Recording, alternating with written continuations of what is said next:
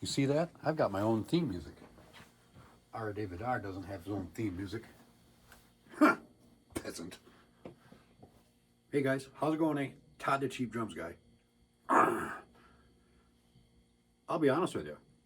I've been a lazy turd all week. I haven't really done anything looking for hacks or anything to change on the drums this week at all. I've mainly just been playing along to music. I haven't really been studious, taking my lessons, which aren't really lessons anyways. I just look at videos, which is something I, think I should work on. But anyways, like I said, I've been kind of slacking a little bit. The only thing I honestly have done is that I wanted I've got like 10, 11, 12 drum keys all scattered all throughout the room here. And I constantly looking for them. And I toyed with the idea of buying, Evans makes a really nice drum key with a little knurled knob on the top so you can get your finger tight real easy. And then once that's done, and then have a magnet, you can just throw it at your hi-hat stand and it'll just click on and stick on and stay there. I didn't want to dump 20 bucks on it. So on my work truck, I have this big light bar on there, morning lamp, and the magnets have been coming off on the base a little bit, and I've been collecting them. And I brought them home, and it's kind of like a little stack of dimes, really tiny. And I thought, well, what the hell, I'll put them on my hi-hat to act as a little place to store my drum keys. And so that alleviates the need of me having to buy one. I've got drum keys available at all times. So, but that's literally the only thing I've really done other than play. Which is fine, I guess. Even, us popular YouTube guys need to take breaks now and again. But, so I switched out drum sets again. I put Candy Stain away and I brought out my Sound Percussion Lab kit with the added on 16 tom. This is the one I stripped the wraps off the first time and just did a clear coat over top of the natural shells. And I liked it. But after looking at Candy Stain and that striped pattern, and because I rushed through that, I didn't take my time. Well, I did get the tape lines nice and straight and made sure they were good and secured to the wood so I wouldn't get any seepage on them. But generally I rushed through it, and I could have done a much better job. But that kit, before I changed it into its current configuration, the kit I initially was going to make it look like, or that I saw when I was in my decision process, was an SJC kit. And I sometimes think, God, I really still wish I had done it like that. So I'm going to do another stain project, and it'll probably be this kit. So what I intend to do, it'll probably be over a couple of weeks. I'm going to take my time with this, so I'm not going to rush like the first time. So what I'm probably going to do is, probably starting tomorrow, I'll probably start taking all this apart again. And since the weather's kind of cold outside, we haven't got a lot of snow, luckily. It's been a pretty mild winter, knock on wood. I'll probably have to sand everything in the breezeway and vacuum it up every night. So I still have to get 2 coats of that semi-gloss spray off it. But once I get it down to the wood shells, I want to, I'm not sponsored by Starbucks either. But what my intentions are is that on the bass drum, like where the vent is on the bass drum, that's going to be the dividing line. And the same thing with the toms, it's going to be the dividing line. And that'll be a single 1-inch clear, or single 1-inch piece of tape around the center of that. And the forward part of that vent, the forward of that vent will be like a blue turquoise stain, like on this SPL kit. So the front of the bass drum will be the blue see-through stain, and then towards me, from the vent towards me, will be a yellow stain. And actually not really so much a stain, it'll be a clear stain, which is kind of strange, but a clear stain with a dye, a blue and then a yellow dye added to each container. And I have a friend who does a lot of woodworking, and I can make up, or have him make up, a little jig where I can hold the shells in it, and while the shells are in it, I can spin it and apply the stain that way, because the grain on the wood of these drums follow around the circumference. I mean, it's kind of strange. I haven't really seen too many like this. They're like candy stain where they're uh, up and down like this. This one they go around. So because you're supposed to stain with the grain, and which makes it really nice for this kit, because if I did have that jig made, it would be easy to do the staining process. And then once I get the blue on the front and the back is yellow, and like on the toms here, the top would be blue and then the yellow would be below. That center strip where the tape was, either keeping that naturally clear, which would almost be a kind of almost a white, or actually using some white lacquer and doing a nice white thin band. And like with stain, if I acid up, it looks terrible, I can always rewrap it or repaint it. And I also thought like a satin black would look pretty cool too. But anyways, so that's what I'm thinking about doing with this drum set starting tomorrow. And again, I'll probably do the video of, it'll probably only be a 2-week video, you know, this one this week and then this one the next week, showing you, you know, starting off and then ending. You know, I don't need to drag this out. But my quarterly bonus is coming up, and my good wife has allowed me to utilize that however I want. She doesn't care. So great. Now with that bonus, there was that Premier Cabria set I'm toying with getting. I don't want to buy a used Premier set, an older Premier set, because they don't make them anymore, you know, like that. And I don't want to strip that one apart and redo that one. But I was also toying with the idea of getting a brand new set. Now, everybody has seen these Eastar drum sets. R. David R. did a video on it. EMC Productions did a video on it. Several others. You know, it's a very inexpensive set. I think it was like $400 for the 5-piece set on Amazon. Hold on to Amazon for a second. Now, Eastar also makes a 4-piece kit, kind of like a little jazz kit, which is an 18-inch bass drum, 10-inch tom, 14-inch floor tom, 14-inch snare. That's the kit I'm more interested in because it's a smaller set. You know, I've already got 2 22-inch bass drums. You know, I got a 20-inch bass drum. You know, I want something a little different. And I thought it would be kind of cool. Now, Eastar also, you know, makes this kit, right?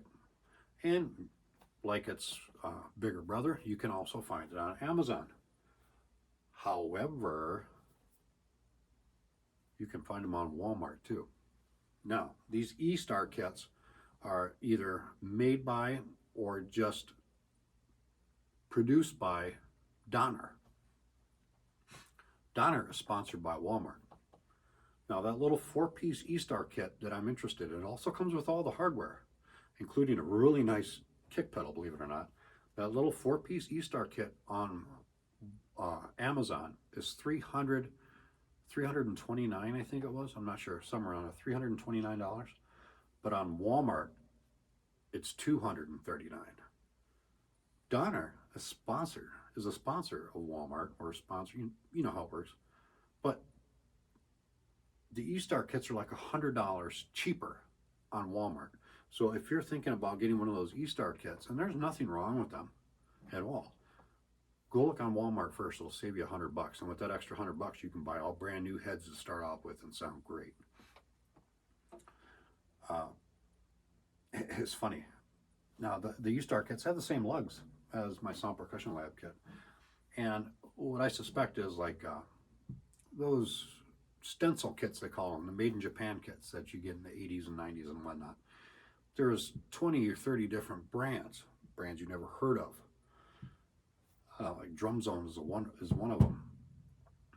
Did you know that Pearl probably made the majority of those? You know, I talked about before about there's like 1 or 2 companies in Taiwan or Japan or China that makes drum sets for everybody, and Pearl is one of them. And there's actually lists out there, I don't have it in front of me, of all the different inexpensive brands that Pearl actually made for other companies.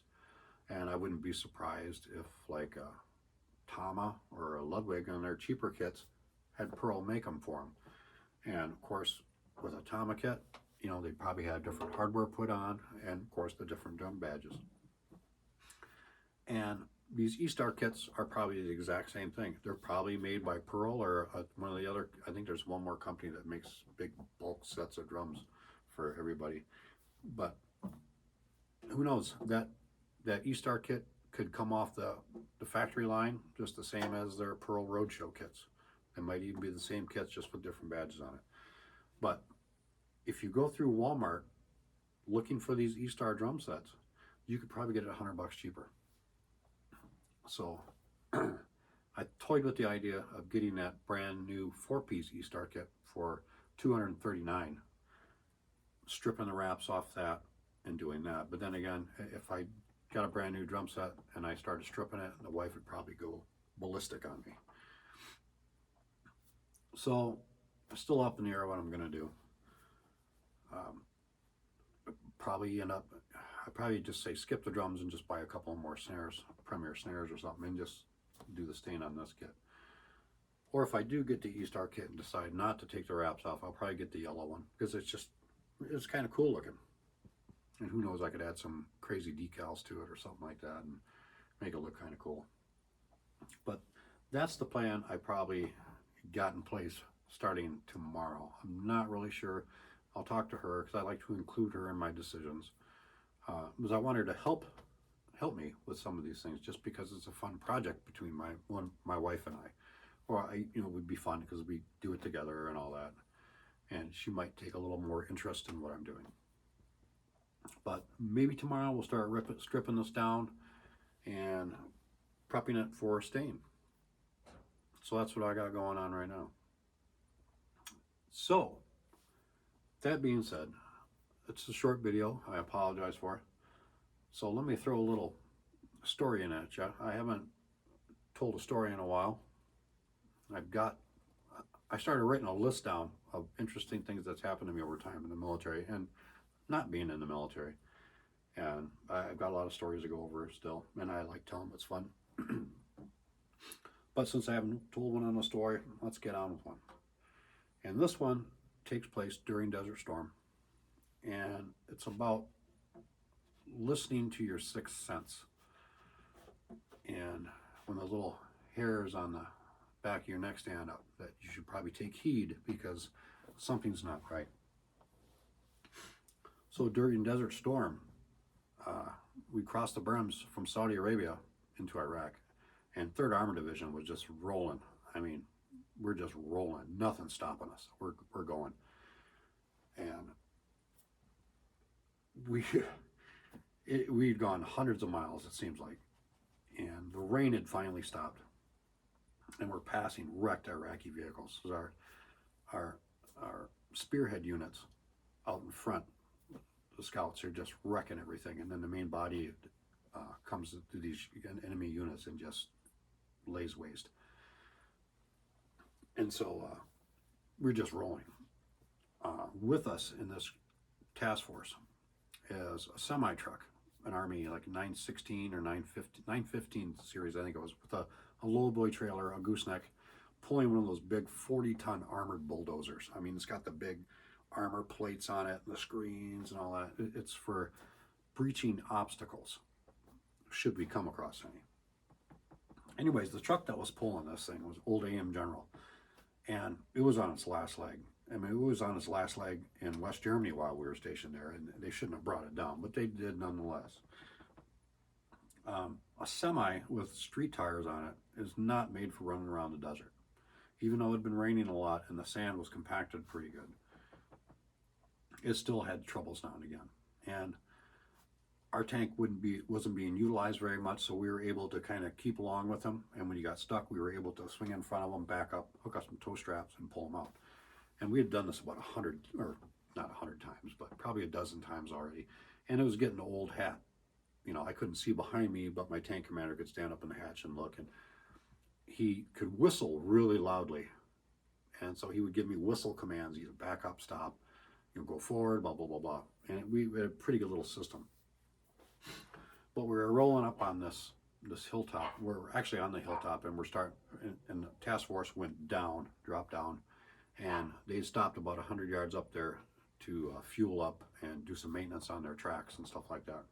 So we're only going to be sitting for about an hour, and the truck got stopped by something. So we pulled up, we turned around, came back to it, pulled up behind it, pulled the truck out, and he was on somewhat of a little road.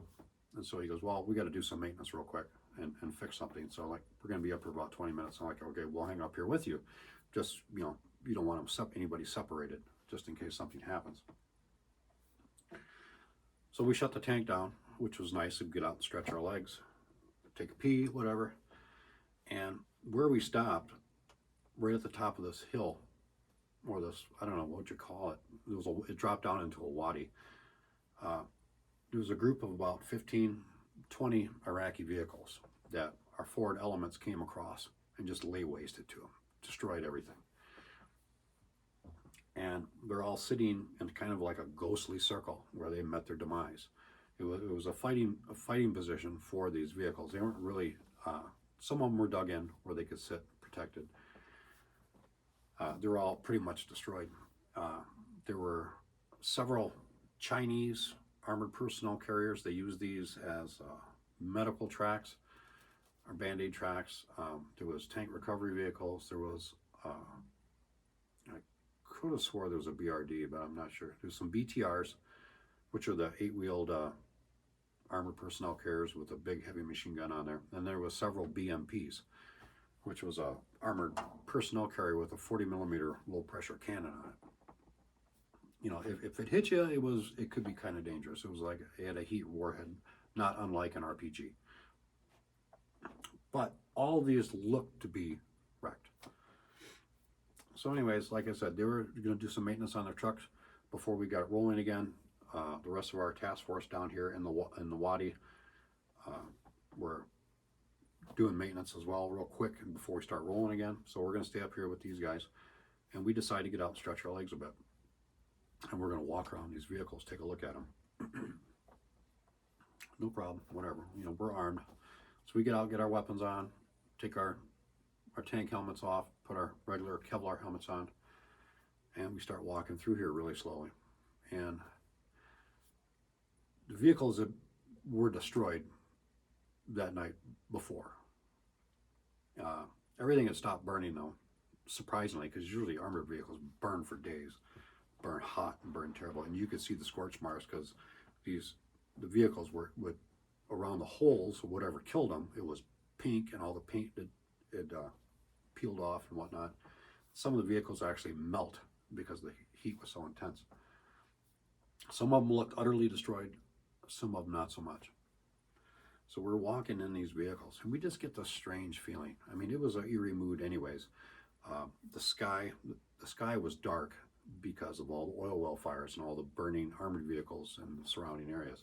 So it was blotting out the sun. I mean, it was just like a really overcast day.